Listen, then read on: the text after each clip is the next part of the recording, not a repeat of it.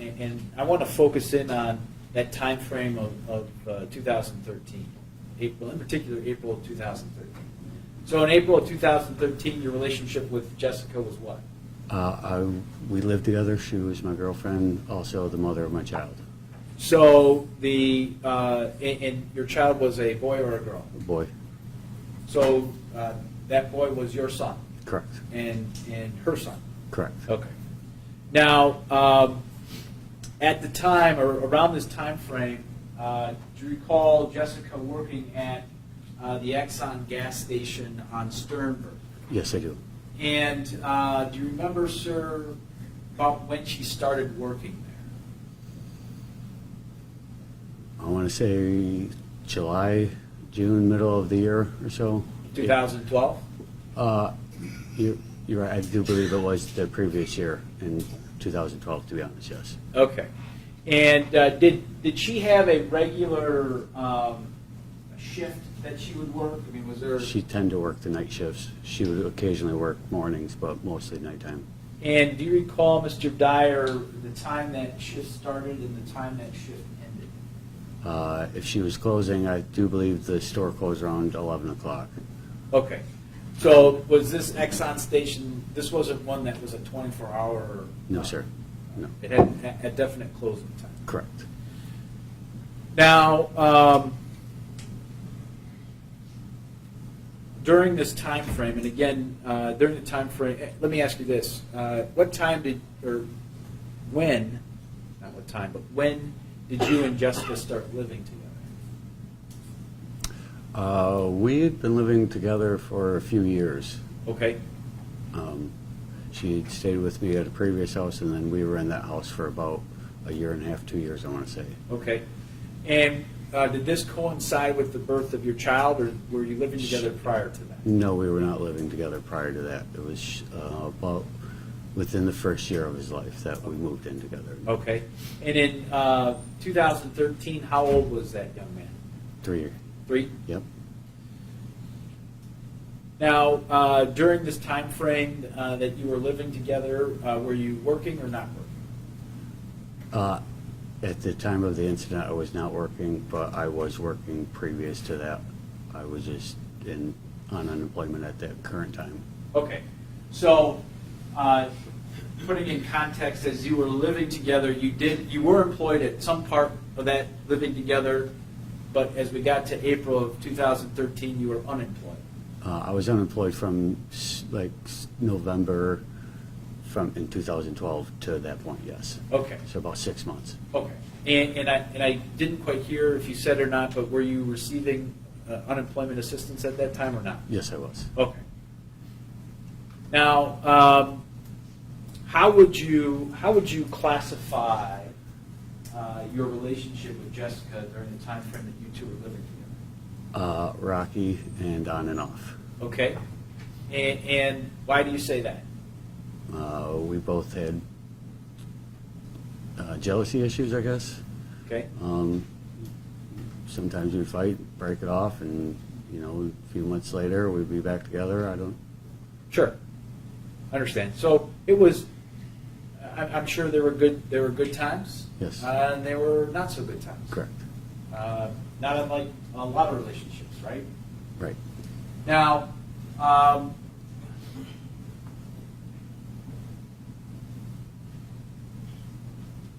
during that time frame, were there issues involving drugs?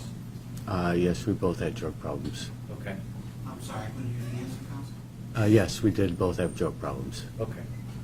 And were you protective of Jessica in that area? You understand what I'm asking you? No. All right, let me try to ask it a little better. Were there certain things that you did not want to see her get involved in the drug world? Yeah. Okay. And that's what I meant by being protective of that.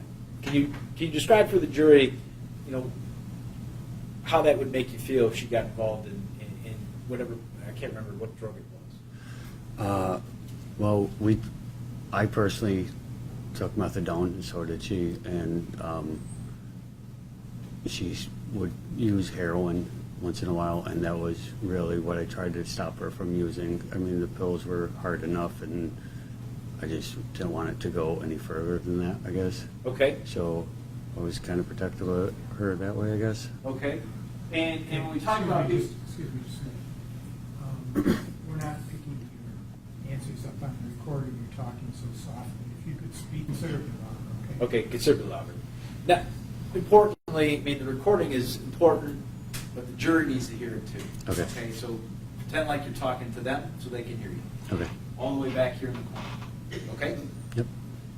Now, I think you'd indicated that you would get somewhat protective of Jessica involving the heroin issue. Is that right? Correct. Now, I guess to what extreme?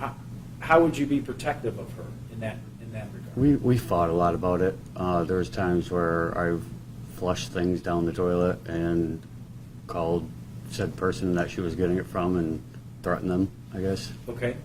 So you're that serious about it? Yeah. And okay, I want to focus in on April 26th, 2013.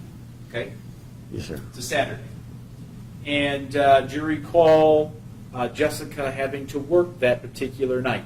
Yes, she worked about 2 or 3 o'clock in the afternoon. Went in. Okay. Now, prior to that, just if you could kind of go through your day a little bit. Prior to that, did you guys spend any time together? We went shopping, and then she dropped me off at my parents' house before work. Okay. And was there anybody else with you? Evan was with us. And that was your son? Yes. And do you recall, sir, about what time that Jessica dropped you guys off at your parents' house? I want to say like 2:30ish, 2:30ish. Okay. Now, obviously, Jessica did not stay with you for dinner. Is that correct? No, it was just she just dropped me off, and then she went to work, and me and my son stayed there to eat dinner with my family. Okay. Now, could you describe for the jury, sir, the things that you and Jessica shared, i.e., vehicles and whatnot? What did you share amongst the two? We shared a Mercury Sable, and we also shared a cell phone at the time. Okay. And so, on this particular day, in the afternoon, when she dropped you and your son off, did you keep the car or did she? She took the car, dropped me off at home or at my parents' house, and then I kept the cell phone so I would have it at home just in case anything would happen. Was that I'm assuming then you didn't have a landline? No. Cell phone was your only way of communication? Correct. I want you to take a look at People's Exhibit 81. Can you see that okay? Yes, sir. And can you describe what that is, please? That was the car we shared at the time. Okay, so back in 2013, this was the vehicle that you and Jessica had in common. Correct. Okay. What number is that? That's 81. Okay, thank you. Mr. Dyer, was it common when Jessica went to work at night, would she wear a hooded sweatshirt? I would say most of the time, yes, because she would have to fill the coolers, so she always kept it, even if it was warm outside, to work in the coolers Okay. at the Exxon. And was that part of like the closing? Were there some closing duties that were Stocking the shelves, keeping the coolers full, so then people in the morning didn't have to do it, clean Okay. up. Okay.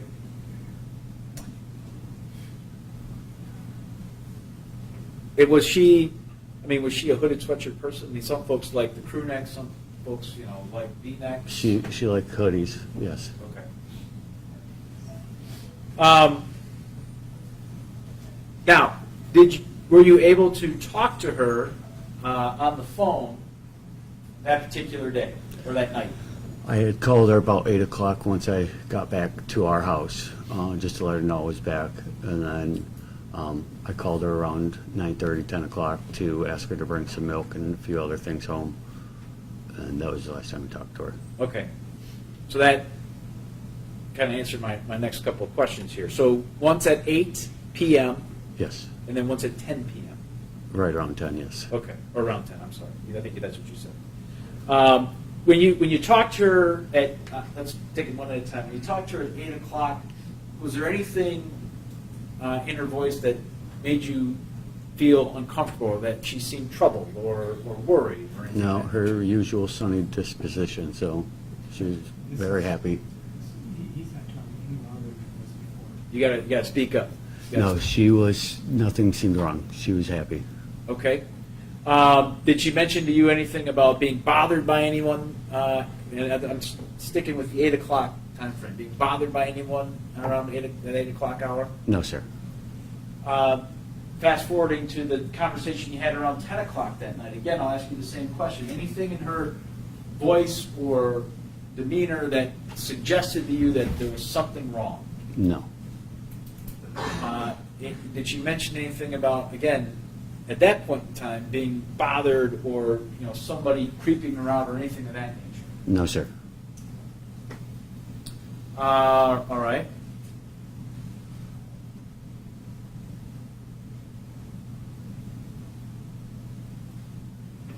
How would you classify or how would you rate the relationship that Jessica had with her son? A 10, being good. It's a very good relationship. She loved him very much. Obviously you spent more time with her and your son than any of us. Did she ever express a desire that she wished she never had your son? Not to me, no. Did you ever get the sense that she didn't want anything to do with your son? No.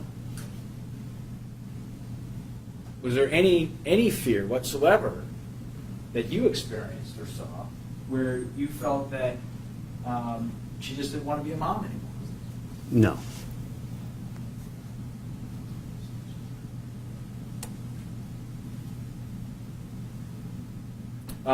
You feel that she would just have upped and left, leaving her son behind? Leaving her son behind, no. Is there any scenario or possibility that you've experienced in your relationship with Jessica Heeringa that would give you that inclination? No.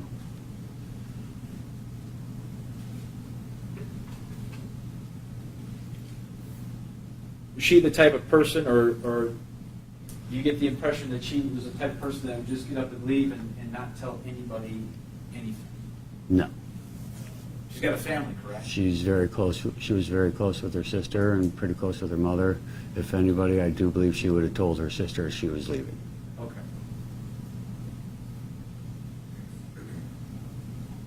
As you sit there today, sir, have you heard either directly to you or to anybody related to Jessica about her whereabouts? No. Nobody's reached out to you via phone or internet or anything of that? No, sir.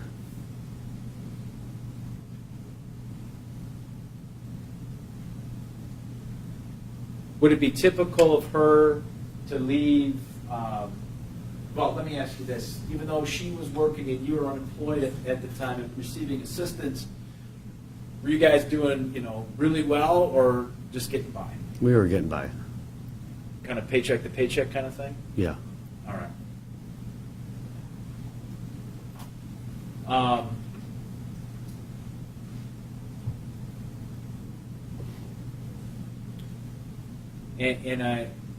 Give me one second, Mr. Dyer. Give me 1 second. I've got one last question for her, and I hate to ask this, but I've got to. Mr. Dyer, did you have anything to do with her disappearance? No, I did not. Are you involved at all in the disappearance of Jessica Heeringa? No, I'm not. All right. Thank you. I have no further questions. Good afternoon, Mr. Dyer. How are you doing? My name is Fred Johnson. I'd like to ask you a few more questions. Is that okay? Yes, sir. Mr. Dyer, you're a soft-spoken guy. So what I'm going to do is I'm going to stand over here, because that way I know if I can hear your answer, this last juror over here can hear it as well, okay? Okay. And if it's a little soft, if it isn't clear or something like that, what I'll do is I'll tap my ear, and that's your signal to speak up a little bit. Is that okay? Okay. Okay, let's give that a try to see how that works. Mr. Dyer, this is a very difficult time and occasion for you, is it not? Yes. Okay. Mr. Dyer, I promise you, I may ask some questions that may be painful to you, but I won't ask you anything that I don't absolutely have to know, okay? Okay. Okay. And we'll go from there. Let's start with an easy one. You mentioned your son's name, correct? Yes. Would you spell your son's name for, because it's an unusual spelling, correct? Why do I have to spell my son's name? I Because you feel, mentioned it on the record, and I just want, because when they type it up, they want to know how to spell it, that's all. Is that okay? it's Zevyn. Okay. Thank you. We don't need to know anything else about it. Okay. All right. Now, this is your son and Jessica's son, correct? Yes. And you have another daughter, is that correct? Correct. All right, and she's older than your son? Yes. Is this other daughter with Jessica? No. All right. This is with another lady? Yes. And were the two of you married? Me and my daughter's mother? Yes, sir. No. All right. Now, you mentioned that your relationship with Jessica was, I apologize, Miss Heeringa. Your relationship with Miss Heeringa was that you were boyfriend and girlfriend, basically, correct? Correct. But weren't you also engaged for a time? Didn't you ask her to marry you on a couple occasions? Yes, All right. I did. So you had a child together and you asked at least twice to marry her, is that correct? Correct. All right. Was there any planning ever done for that wedding? More wishful hope, I guess hoping. Okay. She never really gave me a specific answer. All right. You had you had a relationship where the two of you are trying to make a family with your son, correct? Yes. And there were some difficulties, am I correct? Correct. One of them was money? I wouldn't say that was a problem, but yeah, money was tight. Okay. You were unemployed for, would you say, 6 months during the course of that relationship? Correct. And you were receiving unemployment? Correct. And was Ms. Heeringa employed during the entire time you were together, or the periods where she wasn't employed? She was, from the time our son was born, she didn't really work until the last 6-7 months before her disappearance. So that made it stressful, I assume, given the money situation wise. Yeah, And when she did start working, she worked at a gas station. correct. Do you know what her hourly wages were at the gas station? Was it minimum wage? I couldn't tell you off the top of my head, no. Okay. But it wasn't a high-paying job, would you agree? Correct. All right. At the time that you last saw her, were you both working at that time? No, Okay. She was working, but you were not yet? correct. All right. All right. And you mentioned that part of the competing for income, I assume, was a drug situation. I don't, can you rephrase that, please? Did you tell Mr. Hilson that you were using methadone?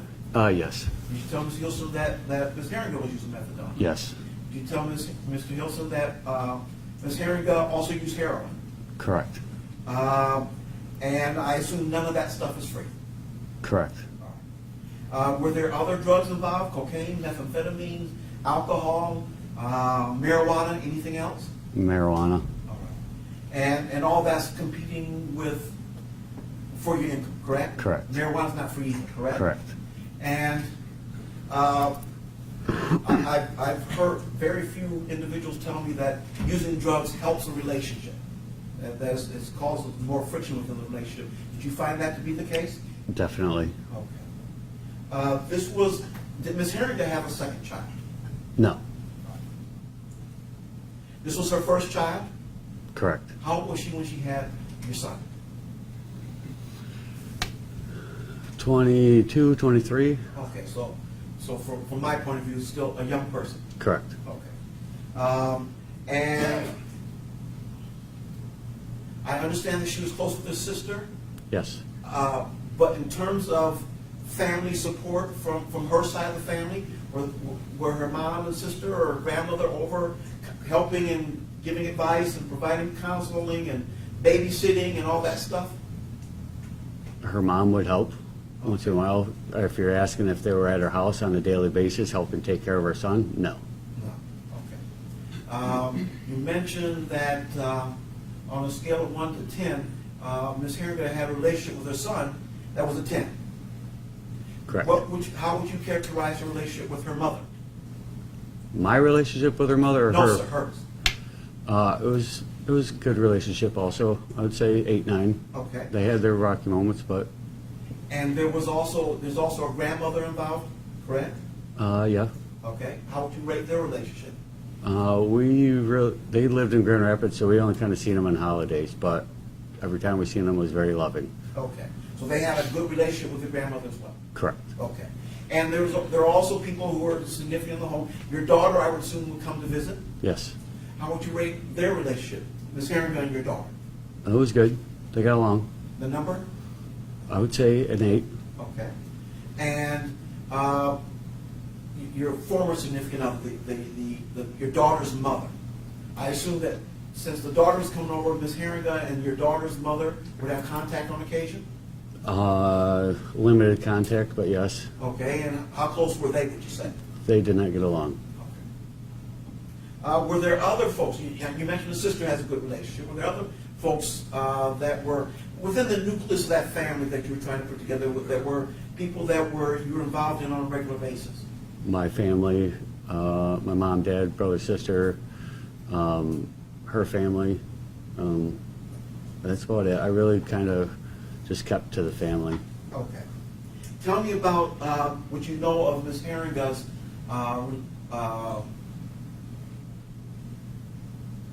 what does she think of her was she satisfied in her job? Did she get along well at the job as far as you know? As far as I know, yes. Okay. There wasn't a point of friction within the job? Not to my knowledge. So she wouldn't come home and say, that so-and-so, she's giving me a hard time again today, or anything along those lines? Just regular, everybody gets frustrated at work. I mean, just regular daily venting, I guess. Nothing specific stands out. All right. So, thank you. On the issue of the drug use, you mentioned that you knew the person who was supplying Jessica. I'm sorry. I don't mean to be informal. Ms. Heeringa, you knew the person who was supplying her with heroin. I did not personally know him. I only knew him from a phone number and a brief conversation on the phone I had with him. I've never physically seen him or met him. It was just literally a 45-second conversation where I was screaming at him on the phone. How'd you know it was him that was supplying her then? Text messages in the phone. Okay. I kind of pieced it together. He was sending text messages to her? Yes? Yes, sir. All right. And so you were able to call and let him know what you thought about that? Correct. All right. So in other words, let's be blunt. She didn't need you to get her heroin. She had her own source. Correct. You know how many sources she had? I do not. Some she kept from me. Do you know how often she used? I do not. Do you have any idea what the guy looked like? I assume it was a guy. Yeah. You know what he looked like? No. Okay. All right. You mentioned that as a result of the drugs, that the two of you fought a lot. Yes. Okay. Was she any happier about your drug use than you were about hers? I would say no. She wanted you to stop using or stop using as much, or what was We your position? we had both talked about stop using altogether. Did she ever have to flush your marijuana down the toilet? No.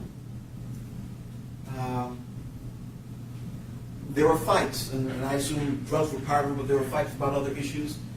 Did you argue about chores, Yeah, any couple will.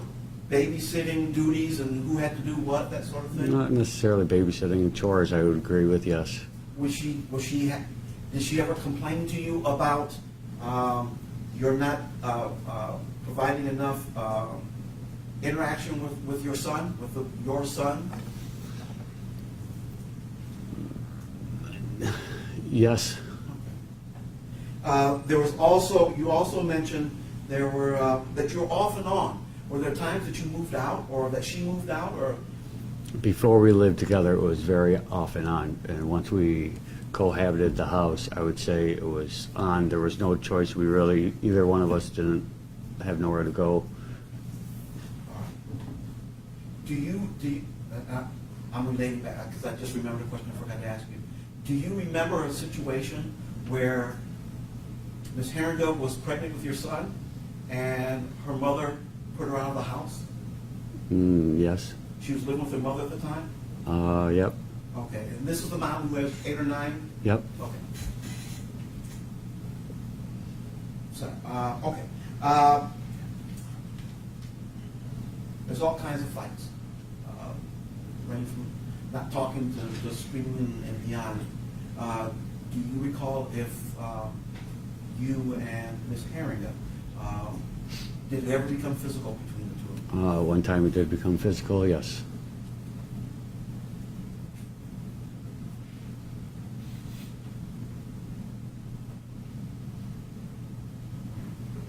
And I hopefully finally on this line of questioning, you mentioned that you mentioned that she had a 10 out of 10 relationship with your son. Correct. All right. Did she ever mention to you that she thinks your son has your temper? No. Okay. You mentioned jealousy issues. Correct. To your mind, I mean, were they both ways? She questioned your fidelity and you questioned hers? Yes. In your hearts of heart right now, do you think you are accurate? Do you think there's a reason for you to be upset in terms of her fidelity? Can you clarify? Do you think it was somebody else? No. You don't think so? I think she was talking to other people. I don't think there was somebody else in a relationship with her, no. Okay.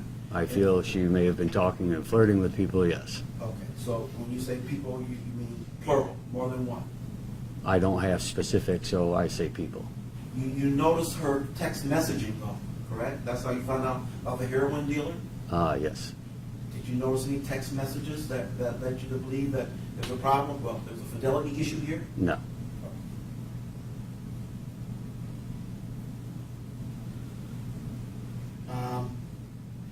Did Ms. Heeringa keep what I call a journal?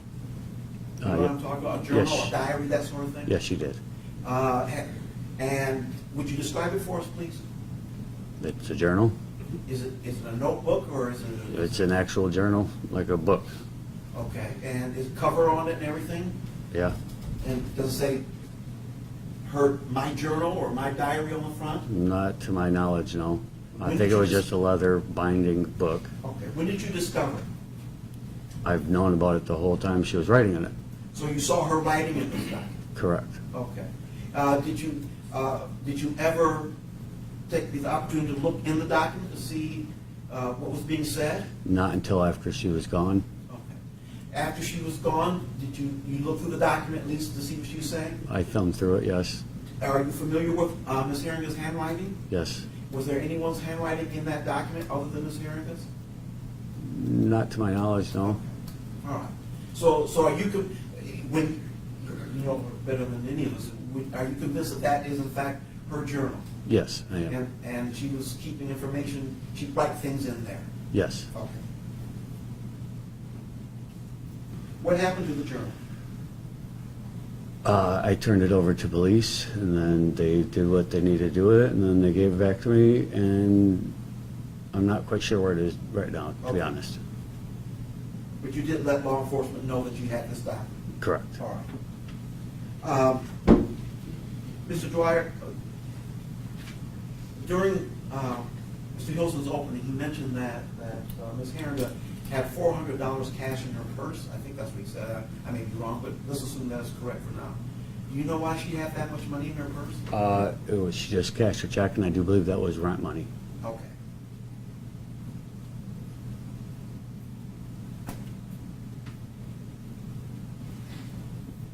And that would have been was that the amount that rent was for your apartment? No, a little less than rent, but Okay.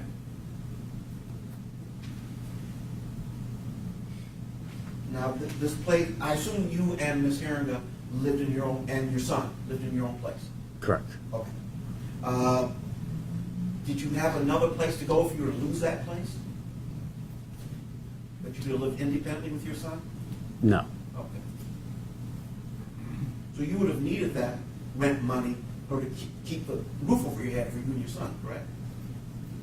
Yes, but I knew the landlord, so there would be times where we didn't have rent money and they would let us slide by and, you know what I mean? We worked out, I've known the landlord I was living with for several years. So sometimes rent would not be paid, you know?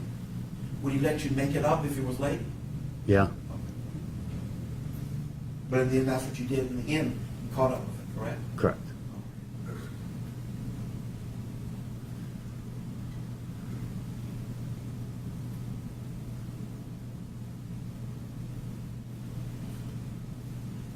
I assume that you approved of how Ms. Heeringa mothered your son.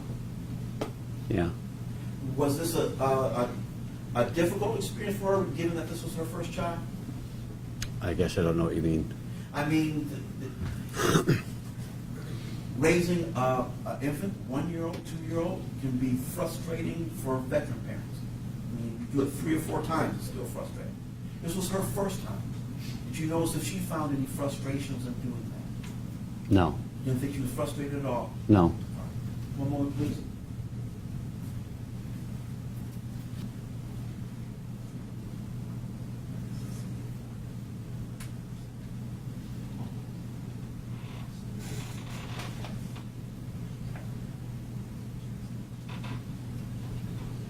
Mr. Dwyer, you mentioned Ms. Heeringa had her cell phone. Did you know that she had a second cell phone? I learned that in the prelim. Okay, so after the fact. Right? Correct. Okay. Were you made aware, did she say anything about taking money from the store for herself? Stealing? Yes, I did know about that. Okay. What did you know? There was one point where I had confronted her after I had talked to whoever was giving her stuff. We talked about it and trying to, figure things out, and I was asking her where she was getting money to support her habit, and she said that she was, however she was doing it, taking money from the store to buy her heroin. Thanks. I have no further questions. Thank you, Mr. Dwyer. Thank you. I appreciate it. Any further, Mr. Wilson? Give me 1 second, Judge.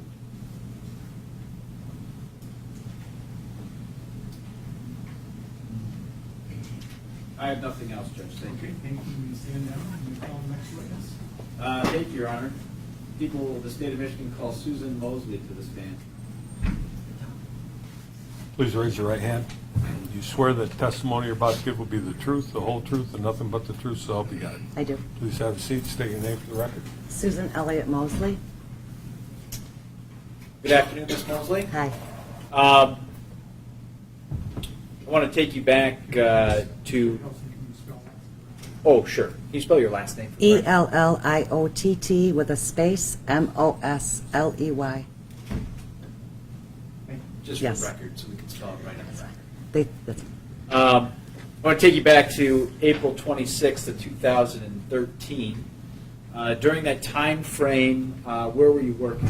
Sanctuary at McCully.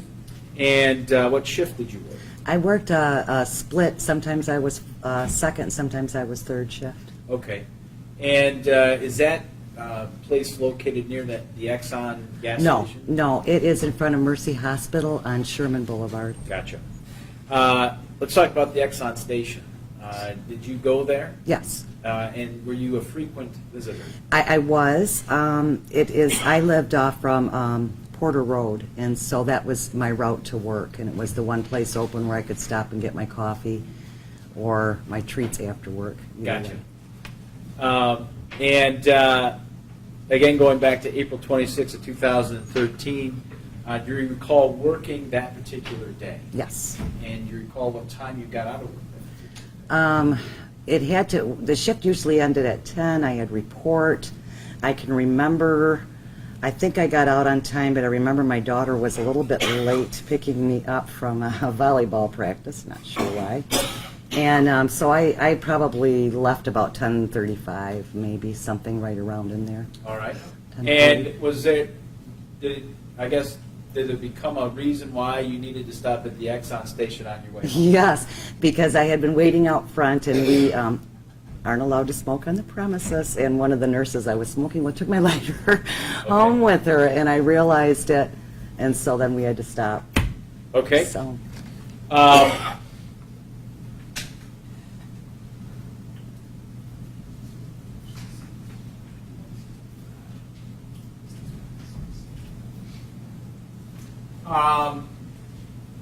Okay. When you stopped at the, I'm assuming your daughter picked you up, yes, stopped at the Exxon station on Sternberg there, yes, and did you go inside? yes, Did your daughter go inside? no, And when you stopped in, or when you went inside, was there anybody inside the No. store itself, no, customer-wise? no, just Jessica. Okay. And were you familiar with Miss Heeringa? From seeing her when I would stop in, she was usually there quite a bit in the Okay. evening. And again, whether you're going to or from, you would see her? Is that, is That's that correct. Yes? Yes, that's correct. Now, when you saw her, did any red flags or alarm bells go off or appear to you that she was any kind of distress? Or Absolutely not. She was mopping. She was in a great mood. In fact, she was probably in a better mood than I was that evening because she even said to me, "Hey, what's going on with you tonight?" I'm like, Okay. long night. We chatted for probably only 2 seconds. I can remember she said, "Are you getting candy tonight?" I said no because that's what I usually did. And we left. Okay. Did you end up making a purchase that night? I bought a lighter to replace the one that someone took. Okay. This is People's Exhibit 165. It's actually a copy of a receipt. Does that look about right? That's, yeah. Okay. And it's stamped on the 26th, 2013, right around 10:52 p.m. That'd be about how much time it took me to get there from McCauley. Okay.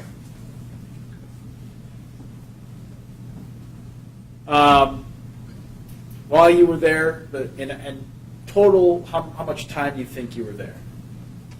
Maybe 5 minutes max. Okay. There was one car leaving when we were pulling in. It was a 4-door sedan. Couldn't tell you what kind, just a little like Honda type. They had gotten gas and it was just us. Okay. We pulled in. Anybody walk in? No. When you were there? Nope. Anybody walk in as you were leaving the store? I don't think so, no. I don't remember passing a car or seeing another. Okay. And I'm assuming you left without incident and Correct. moseyed on your way. That's correct. All right. Which direction did you take? You take Sternberg home? Yeah, and then towards Porter Road. Okay. So is that west? So you went west on Sternberg Yes. to Port. Yes. Okay. Fair enough. Your Honor, I'd move for the admission of 165. Received? I have no further questions of Ms. Mosley. Good afternoon, Ms. Mosley. Hi. You have the monitor there to your, I guess that's your right. You see the picture of the car on there? Yes? Did you see that car that night? If you remember. I can't say. I'm sorry. You might be sorry. Yeah, I can't say. We figure you do your best. That's Yeah. fine. Okay. How long, did you hear about Ms. Heeringa's disappearance? It was the next morning, and I think I might have called the Norton Shores Police then because there wasn't a time when I'm like, Kennedy and I were there.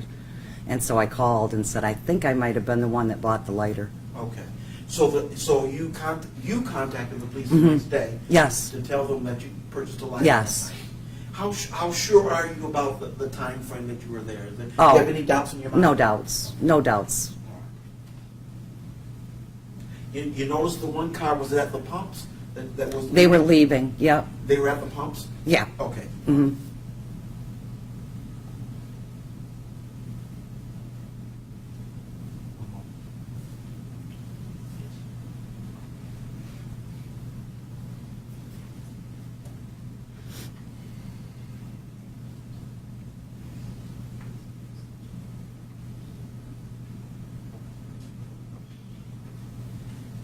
Ma'am, you remember you testified at the preliminary examination, correct? In this matter? Yes. Long time ago? Yes.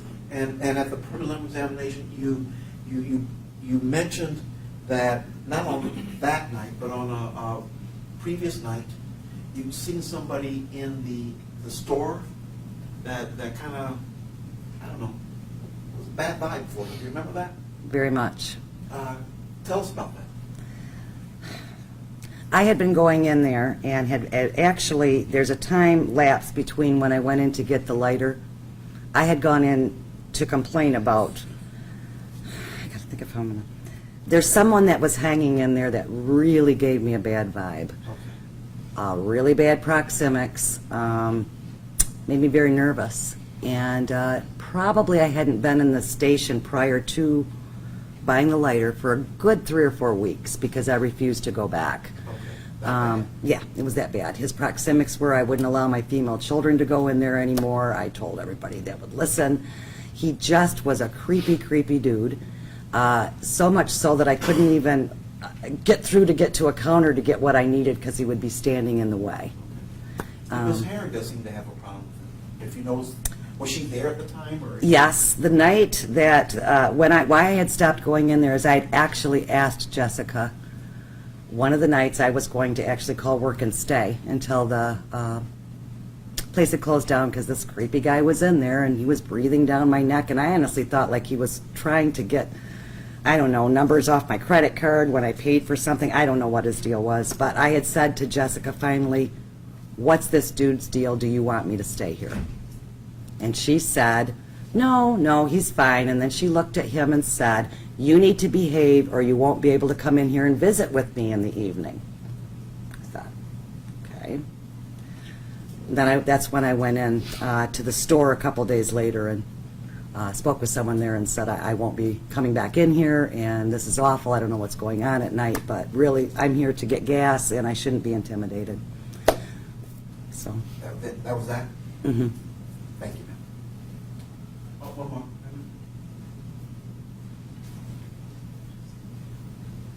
Oh, do you remember what the type of vehicle the guy was?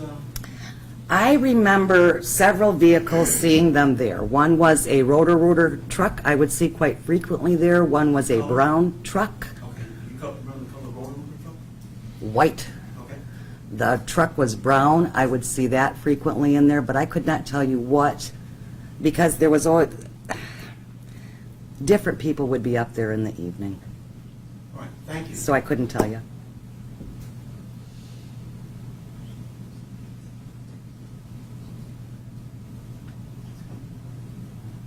Thank you, ma'am. Thank you. Just a quick follow-up on the creepy guy. It appeared, from your testimony, it appeared that Ms. Heeringa really didn't have a problem with this person. I mean, wasn't scared of him or... She didn't appear to be scared of him, otherwise I would have stayed that night. Sure. Didn't... You seem to be a good judge of people. She wasn't feeling the same vibe you were feeling. Right, but I think she understood that he was giving me a bad Oh, vibe. sure. Absolutely. And I'm talking about Ms. Heeringa. no, she didn't seem to, and that's why it alarmed me, because I was like, you know, you're my daughter's age, and this isn't good, you're alone. Sure. You had a mother's instinct. That was it. Gotcha. Thank you. I have nothing else. Okay. Was the gentleman you saw this gentleman here? No. Thank you. You may stand down. Thank you, Mr. Moore.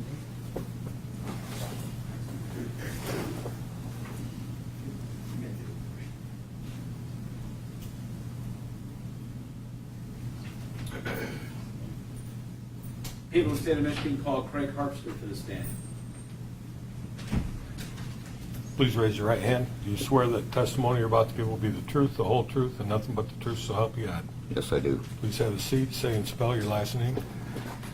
Craig, C-R-A-I-G, Harpster, H-A-R-P-S-T-E-R. Good afternoon, Mr. Harpster. Hello. I want to take you back to April 26, 2013. Were you working at that time? Yes, I was. And where were you working? GE Aviation. And did you work a particular shift? Yeah, I worked second shift, 3 p.m. till 11 p.m. Okay. Now, was the Exxon gas station on Sternberg a regular stop for you? A frequent stop, not a regular. Okay. As in, When Was there a particular day that you went to, or just when you needed to? Yeah, just whenever needed. I noticed on my way to work that the gas light came on, so I knew I needed to get gas that evening. Okay. And on that particular day, on April 26, 2013, were you working your regular shift? Yes, I was. And when did you punch out? 11 o'clock. If I punch on at 11:01, it's overtime, and it was 11 o'clock. So there's no question in your mind that it was 11 o'clock. There's not a doubt in my mind. Okay. And being a frequent visitor to the Exxon, are you familiar with how long it takes you to get there?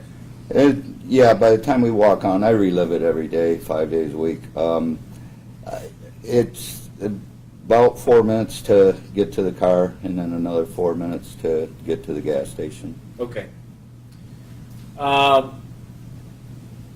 And on this particular night, on April 26, 2013, sir, did you, after work, go to the Exxon station? Yes, I did. Now, as I think you indicated, your car needed gas. Yes, I knew it when I went into work. Now, are you and I don't know if this station has it or not, but can you pay at the pump, or what happened? When you got there, what'd you do? I went to pump gas, and I was going to pay with cash, and it wouldn't activate for me.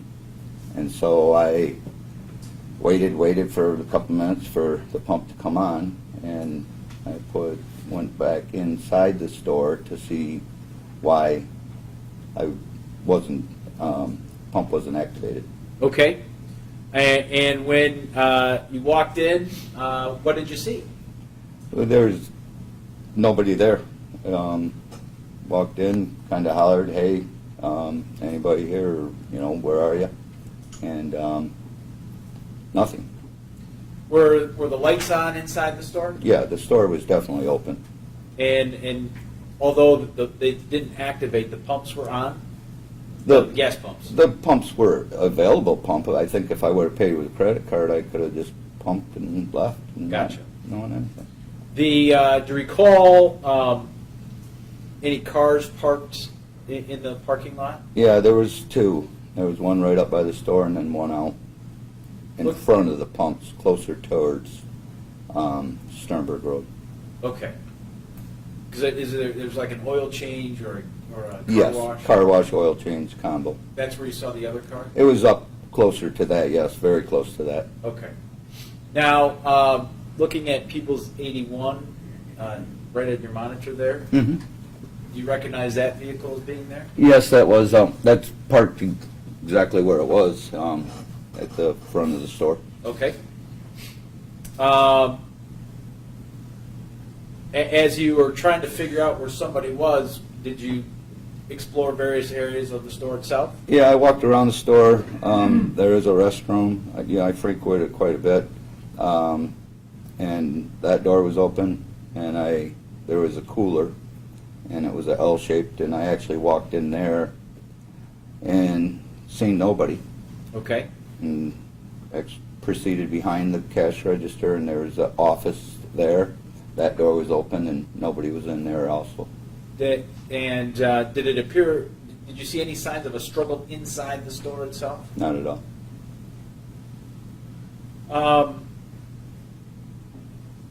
Okay. Ultimately, sir, what did you end up doing? Felt like leaving, but my gut said call 911, and that's what I did. That's what you did? Yep. Okay.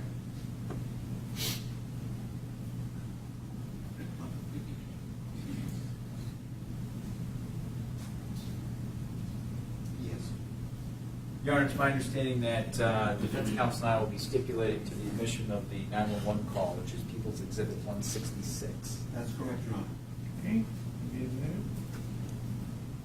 All right, hang tight, Mr. Harvester here. I'm going to play this video, or the phone call.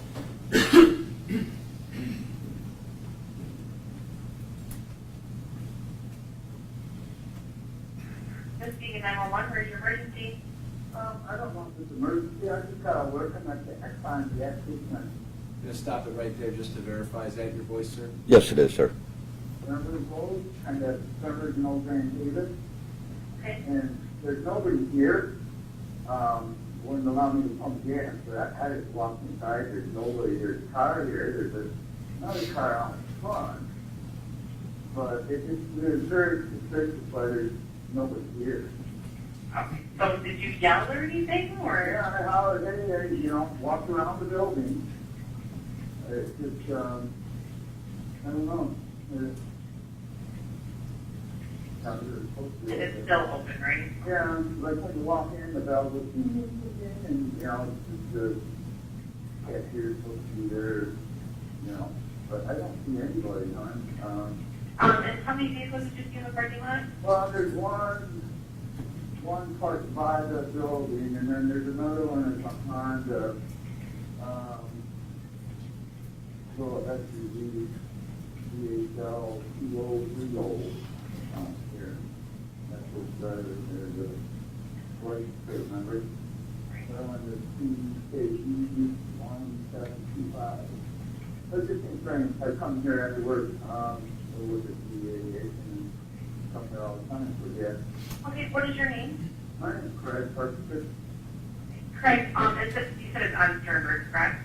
Yeah, it's on, Sternberg, it's just past the expressway. Okay, I'm showing the address there, the Exxon 1196 East Sternberg.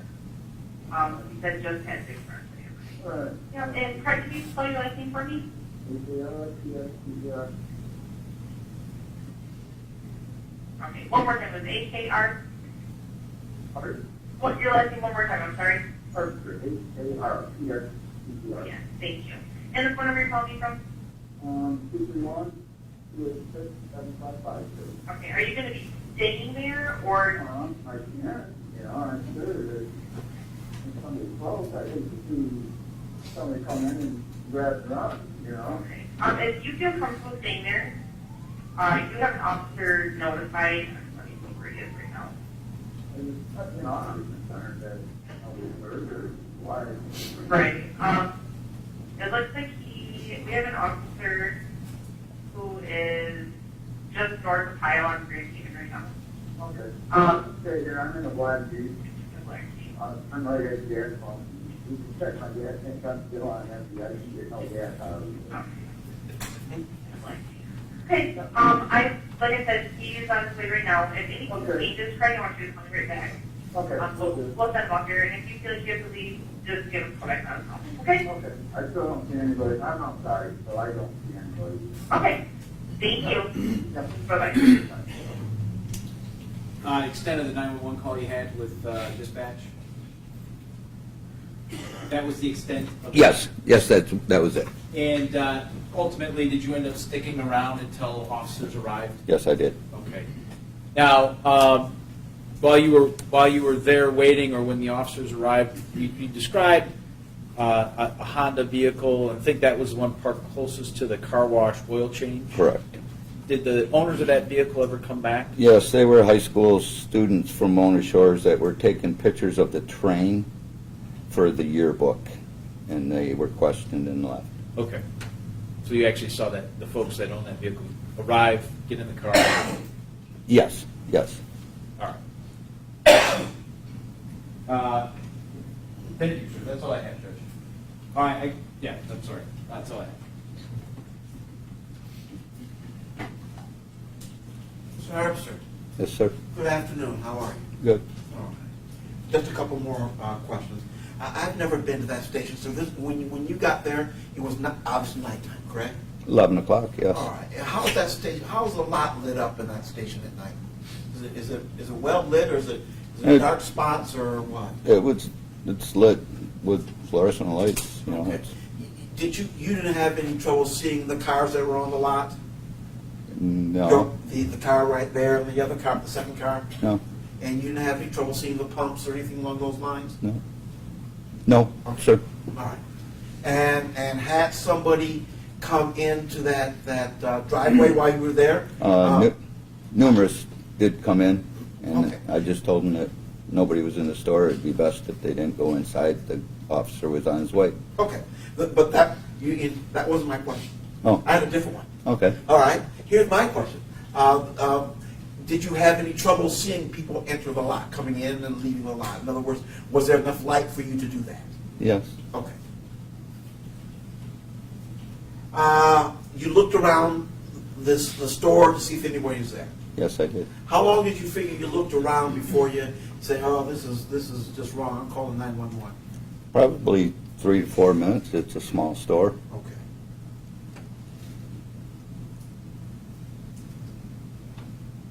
Now that particular night, you got off right at 11. 11 Yes. o'clock. 11 Yes, sir. o'clock. Because 11:01 is overtime. It's overtime. No, that's not good. All right. So, do you work at your store alone? Where you work? Do you work alone? Are you a sole worker that night, or were there other people working that shift as well? Oh, there's numerous Okay, numerous people. that work my shift. Yes, sir. Yes. All right. And are other people checking out at 11 o'clock as well? Everybody. All right. Unique. You stand and wait to punch out. All right. And so, how do you make sure you get out at 11? If everyone's trying to get out at 11 and everybody's trying to line up, how do you make sure you get out at 11? Everybody gets out at 11. Well, it takes you less than a second to punch out, Okay. and so there's numerous computers. Ah. You could probably say that 7 minutes a year I work overtime. Okay. And so, and you got your pay after this time period? There wasn't any overtime on it, was there? No. All right. So there are numerous people, but there's multiple spots where you can check in and out. Correct. Okay. How long did you work there? How long had I then? At that point, 2013. 2 years. All right. So you knew a couple of the other workers there. Yes. All right. Any conversations between you and them that night before you went out to your car? No. Anybody? Hey, see you tomorrow. Let's catch a beer. It Let's. was Friday night. I was ready to go home. Okay. So you went straight to your car without any. Didn't use the restroom or get a drink of water or anything along those lines. No, sir. Okay.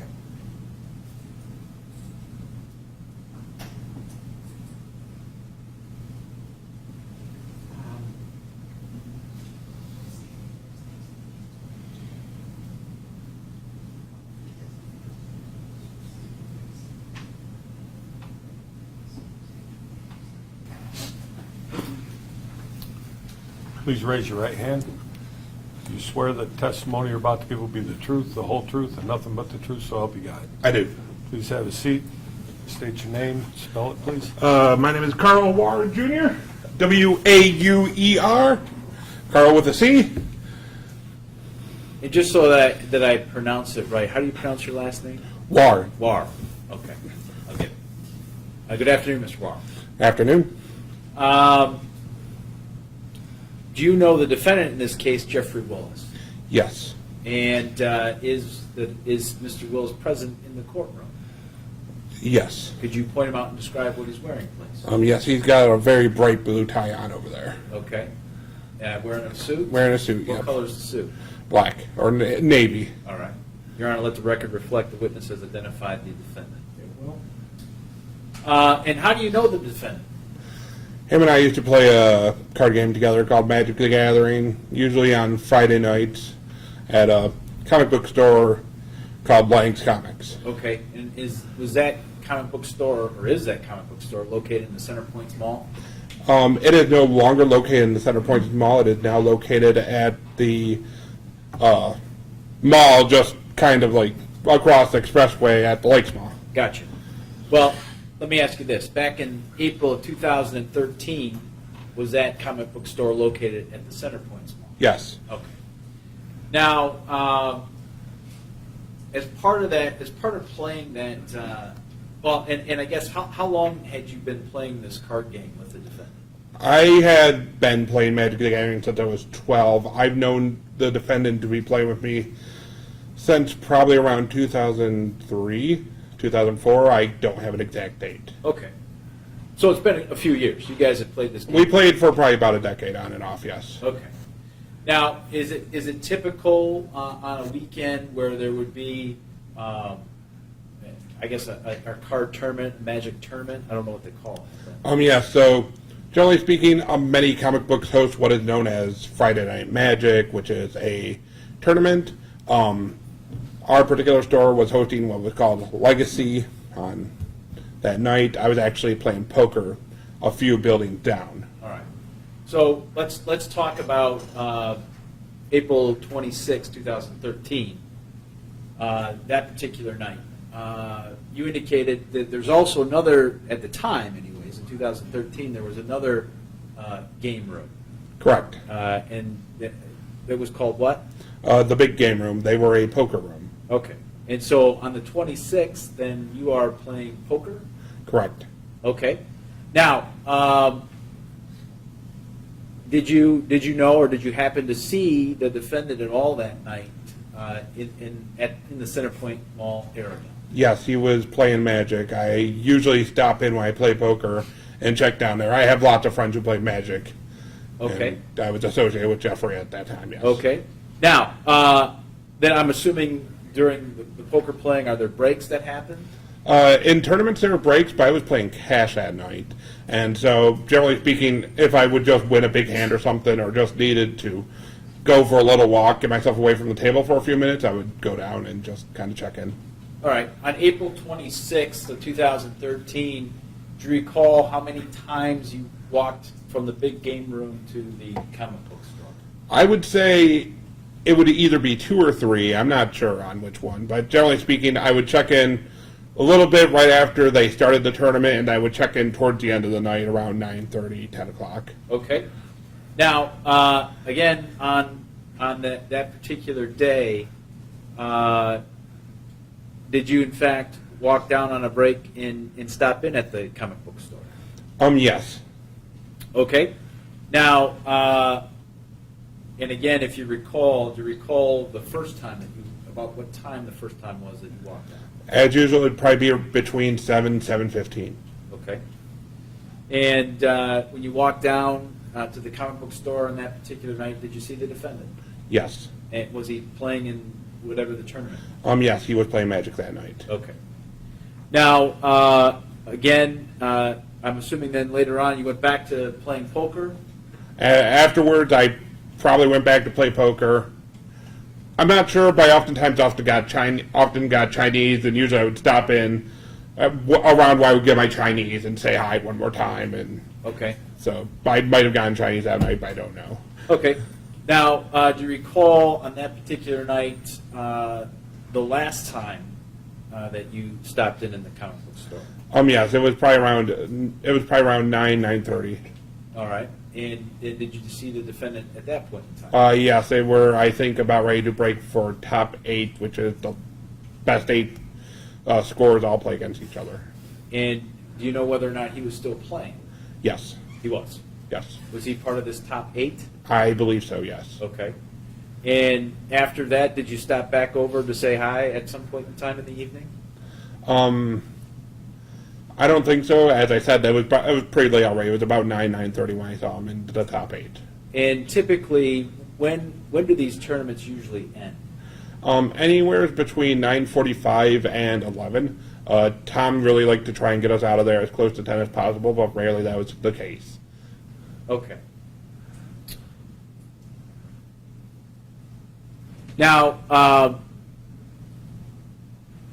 I know that, and I don't know on that particular night, on April 26, 2013, whether or not you knew or had any idea what time the Magic tournament ended. I'm not sure what time the tournament ended, no. All right. And do you remember what time you left the big game room?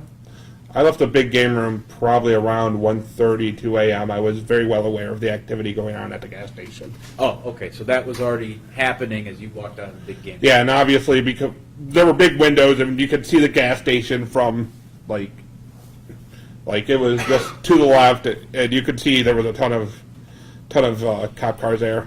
And if I believe the poker tournament, they're all charity poker. And I believe that night it might have even been Fraternal Order of Police, so we had a ton of police actually in the building. Okay, okay. Now that the big game room though sits in the far corner of the Center Points Mall. Right, it's kitty corner from where the gas station is. Yeah, Correct. I mean quite a distance from the gas station. About 500 yards. Yeah. Okay. Now, obviously, well, you recall testifying at the preliminary examination for this matter. This was several months ago. Yes. and talking about time frames and whatnot. Do you recall in that examination talking about being over at Lang's the last time you were at Lang's anywhere from at the 9:45, 9:50 time frame? You were testifying to that? Yes, between 9:30 and 9:50 probably is most likely when I was over there. Okay, and that's when you saw the defendant? Correct. Okay. And if I understood correctly, and this is similar to other tournaments, you start as a big group, and then you kind of whittle your way down? Yeah, just like most other tournament structures, correct. Okay. And it was your understanding that the defendant, who must be a pretty good Magic player, and you would know, is he a good Magic player? He was pretty good. He was really invested in Magic at that point. He'd recently shown off a new card that he got that was like $300, so he was pretty invested. Okay. And so it's your, I guess, memory that he was in this top 8? Yes. Okay. And I know I kind of asked you this, but in the time frames that you have played in the Magic tournament, so when you weren't playing poker, but you're actually playing Magic, the card game, they would typically go past when the owner wanted you to stick around? When it wasn't the owner, but with the person who ran the shop. And generally speaking, they would go usually till about 10:15 all the way to 11 o'clock, depending on how many people showed up. Gotcha. And again, you recall back on April 26, 2013, were there quite a few people playing in this tournament that you can remember? I want to say that there was maybe a dozen to 16 players that night. I have no recollection on the exact number. I kind of have a good idea of who was there because there was a lot of stuff going on. Well, and again, I mean, as you indicated, I think you're friends with a lot of those folks that they must be regular players. They show up on a routine basis. Correct. Okay. Give me 1 second.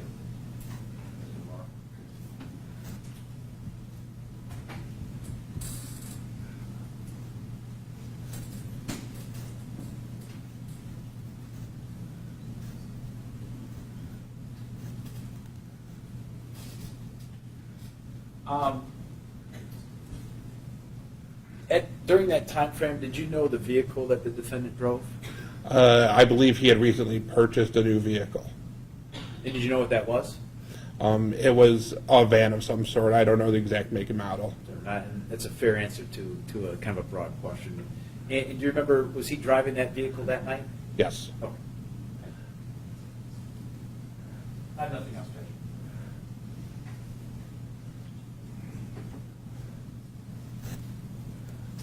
Mr. Warren? Yes. How did you know my client was driving the van that night? I saw it when I was walking there. I also believe I've walked out with him to his car before, so I knew what it looked like. All right. Is Magic a timed game, or is it, I mean, in other words, can you just keep playing it all night if that's what you're... I mean, the matches themselves are timed, but overall, the tournaments can, like I said, they tend to go a bit later than what the owner would like. Generally speaking, the matches are like, the matches there were 40 minutes apiece, I think. It's been a while since I've played Magic at Lang's. Thank you. I have no further questions. I have nothing else, Judge. All right, thank you, sir. You may stand down. You're all set. Oh, okay. Sorry. No, you're fine.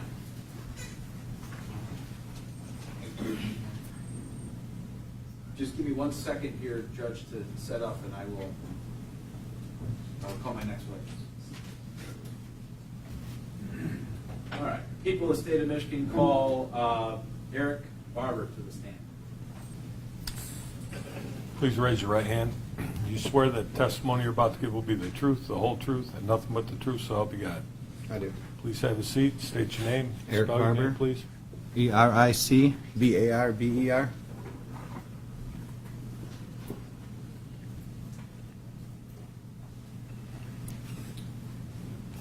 Good afternoon, Mr. Barber. Hi. How you doing? I'm all right. All right. I want to direct your attention to April 26, 2013, around the 11 o'clock hour, okay? Okay. Do you recall that night? Yes, I do. And on that particular day, did you know a person by the name of Susan Follett? Yes, I do. And what was your relationship with Miss Follett on that day? We were married. Now, where was Miss Follett employed? Sternberg Exxon. Okay. Now, on that particular night, was she working that night? No. And what, if any, decision did you two make that you were going to do that night? I decided to go for a motorcycle ride because it was a nice night. All right. And did you have your own motorcycle? Yes, I did. And did Miss Follett decide to join you on that ride? Yes, she did. And does she have her own motorcycle? Yes, she does. And where did you leave from? My house. And what route did you take? Down Laketon to Henry Street. Okay. And then over the float bridge, over to Sternberg Road. Okay. And when you got to Sternberg Road, what direction did you go? We took a left on Sternberg. Okay. Now, as you were driving down Sternberg, did you get to the intersection of Sternberg and Old Grand Haven? Yes, we did. Now, is that in close proximity to the Exxon gas station? Yes, it is. All right. As you cross the intersection, and just so you're aware, I mean, I know it's in front of you there, but the map is also behind you on the big screen. And there should be a little stick there, too, in front of you. See it? Okay. As you cross the intersection of Old Grand Haven and Sternberg, do you notice anything? Yes, I did. What was that? Silver minivan. All right, and where do you first see that silver minivan? When going by the Exxon station. Okay, so you do not pick that minivan up anywhere along the route. The first time you see it is as you're driving past the Exxon. Driving past it, yes. All right. Can you show the jury, and let me ask you this, do you see the minivan come into the station, or where do you see it? I see it making the corner right around the gas station there. Okay, can you point on the map behind you where that is, please? This is the station here? Yes, sir. Yep, that corner right there. Okay, so as you are riding your motorcycle, and are you kind of parallel with that van? Are you ahead of it, behind it, or? A parallel, I'd say. Okay.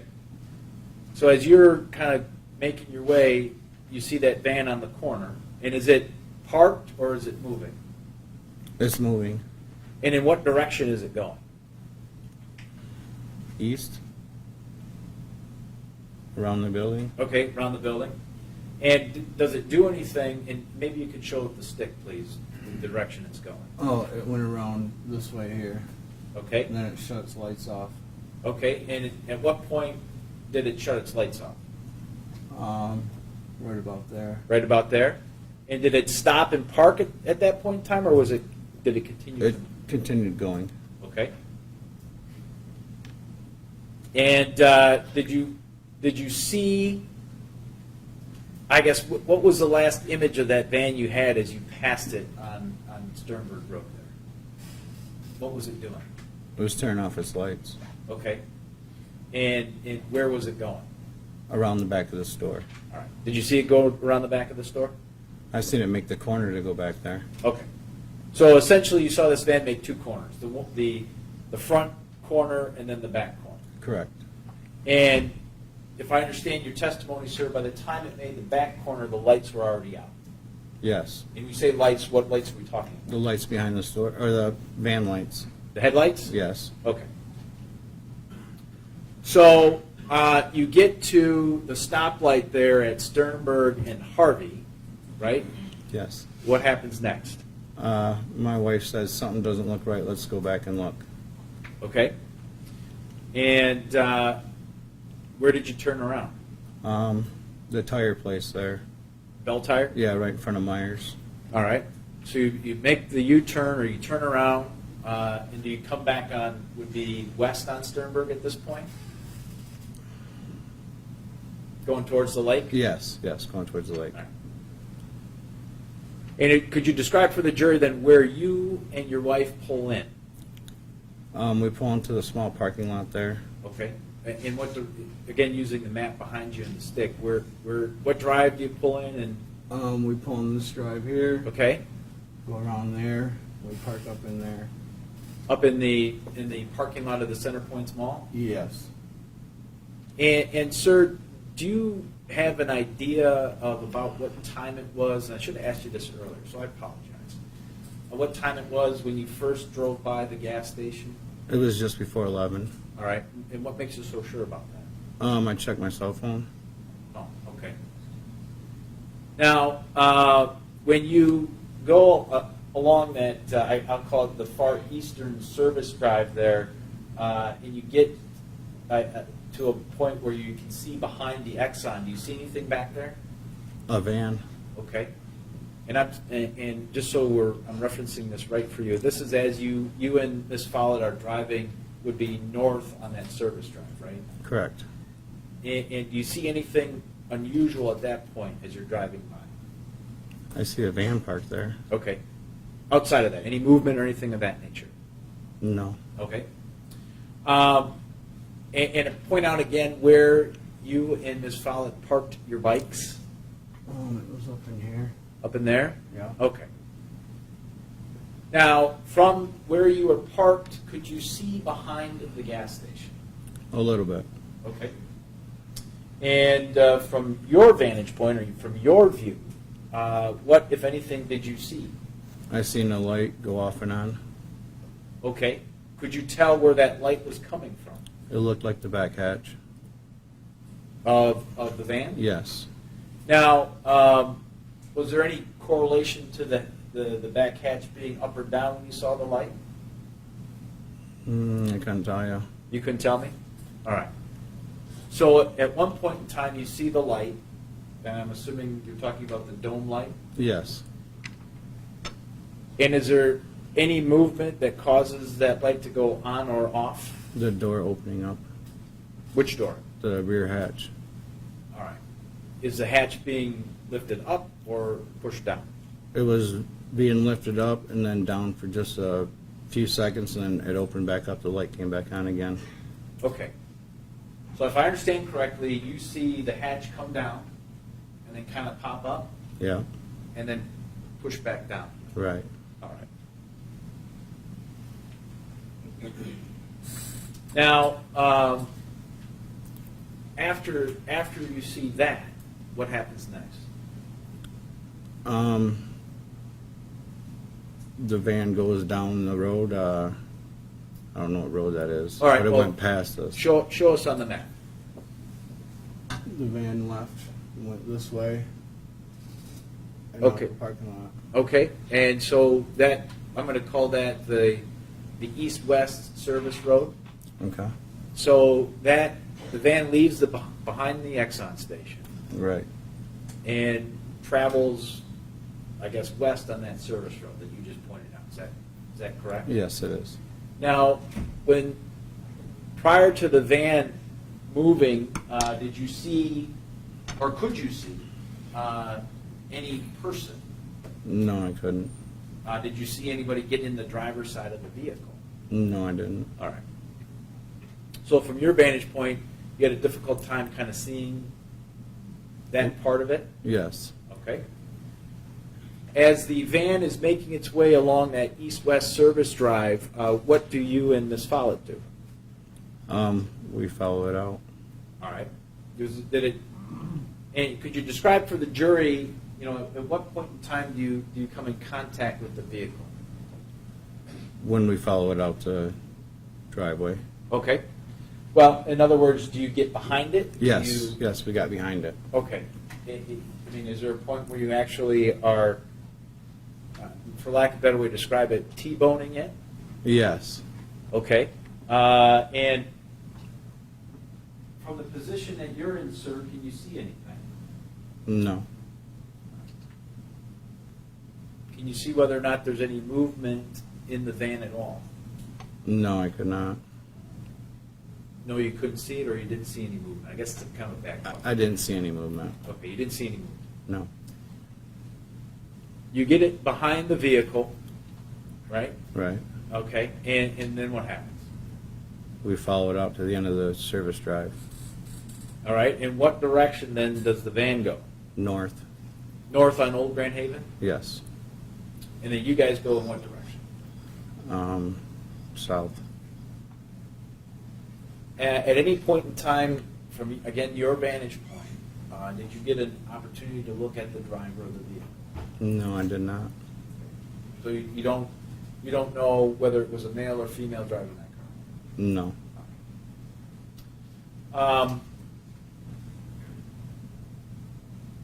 When you left and went south on Grand Haven Road, where did you go? Home. And how long does it take you to get home? About 15 minutes, maybe. Okay.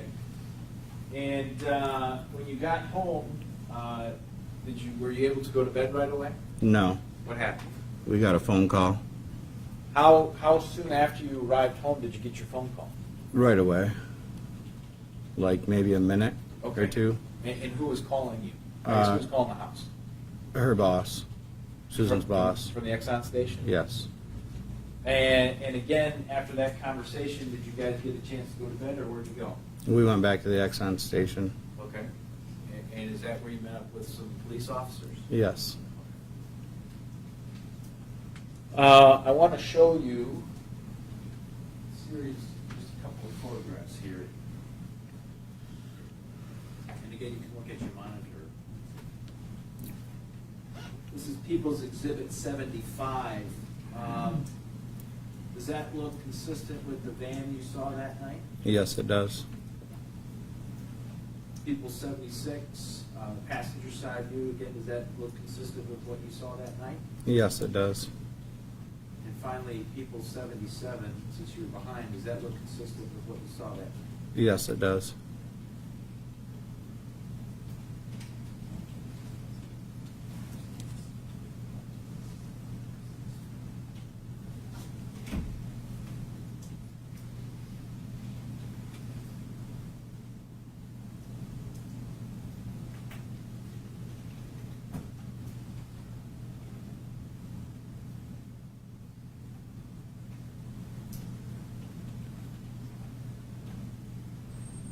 Thank you, Mr. Barber. Your Honor, I have no further questions. Good afternoon, Mr. Barber. Good afternoon. I don't know if we met. I'm Fred Johnson. Did we meet the last time you testified? I don't think so. Okay, maybe that's someone else. All right.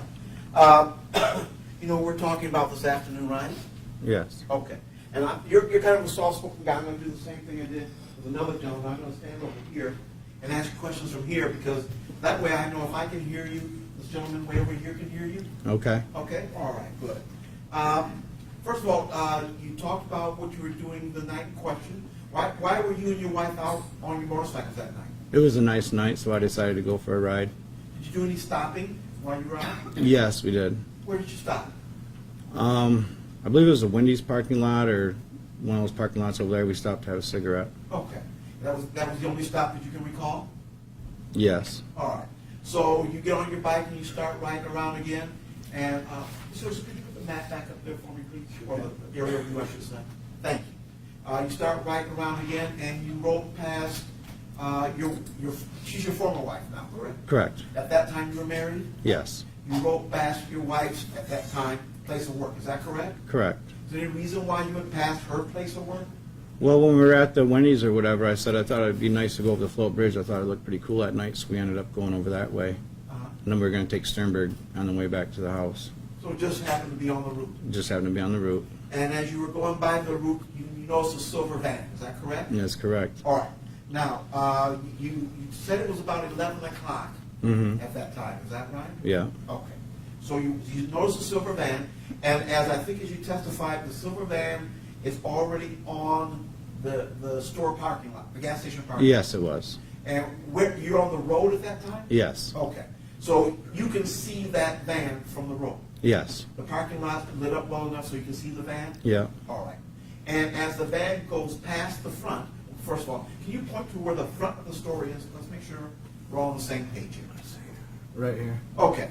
And as the van goes past the store and around the side, is when it goes around the side, it turns off its lights. Is that correct? That's correct. The lights were on until then? Yes. All right.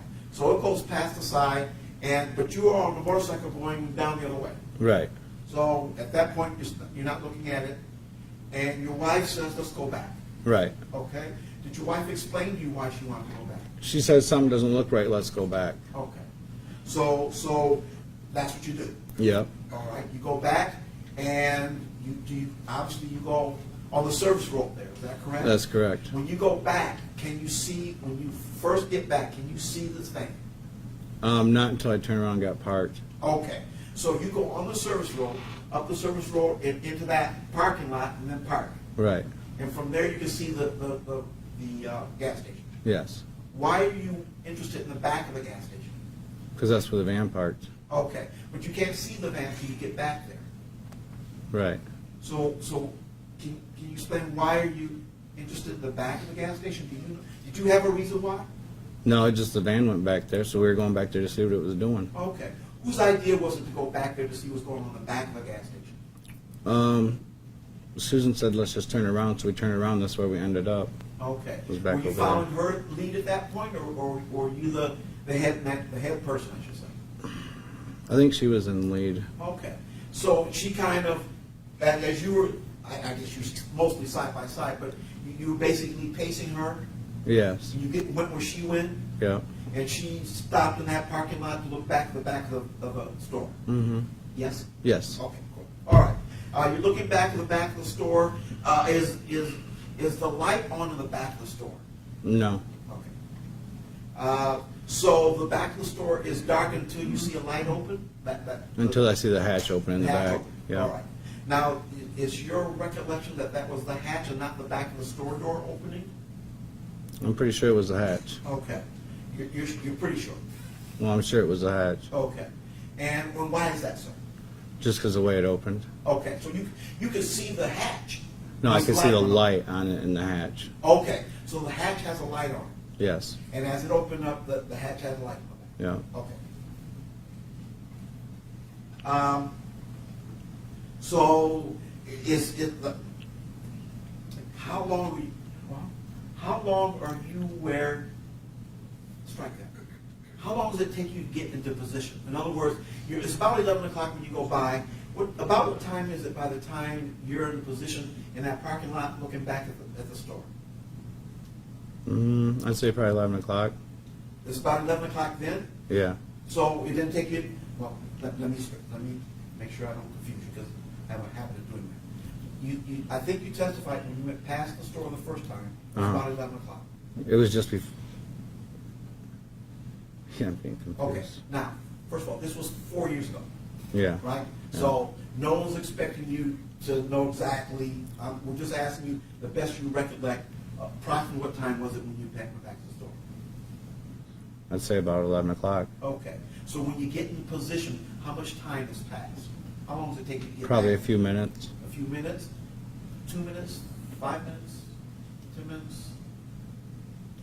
I'd say 3 or 4 minutes. Okay, so maybe it's about 11:03 or 11:04, something like that?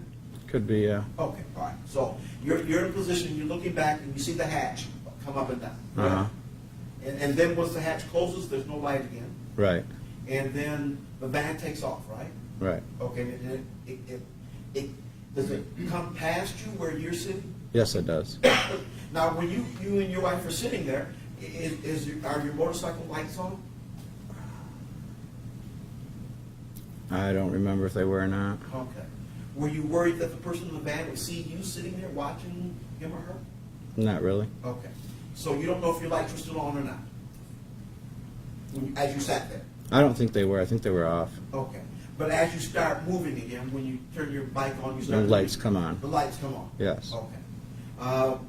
Was there anything between you and the van that would have prevented someone in the van from seeing your lights come on? Susan was in front of me. Okay. Was there... My question was there a wall or anything between you and the van? Oh, no. Okay, all right. And as you followed the van, was there anything to prevent the person in the van from seeing that the two of you are following? No. Okay. Were you able to pick up the license plate on this vehicle? No, All right. So, the vehicle left, and that was the last you've seen of it, correct? correct. All right. And so at that point, did you go back to the store to see if everything was okay? No, Okay. Did you have a cell phone with you? yes, Did you know if your wife had one? yes, she did. Do you know she called the store to see if everything was okay at the store? Did she call the store? Yes, sir. No. Okay. You just went home after that. Yes, Okay. Did your wife express to you at the, and don't tell me what she said, but did she express to you at the time what she thought was strange about what's going on? Did she say, this is why I think it's strange, or this is why I think it's going on, or anything along those lines? no, Now, you got the call, and the both of you came back that night? yes, we did. Okay. Do you remember talking to the police about what you'd seen? Yes, Do you remember telling the police officer that what you saw that night looked like a town and country automobile van? yes, And is that because you have a friend or relative who has one, so they were familiar to you? correct. Okay. So when you saw those pictures that Mr. Hilson put up, you of a van, that's a van that looks similar to the one you saw. You're not saying that's the one, that's the one. No, I'm saying it's similar. Okay.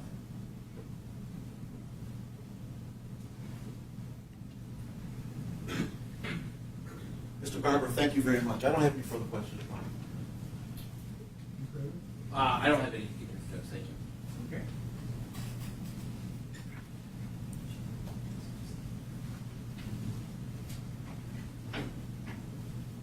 You're all set. Okay.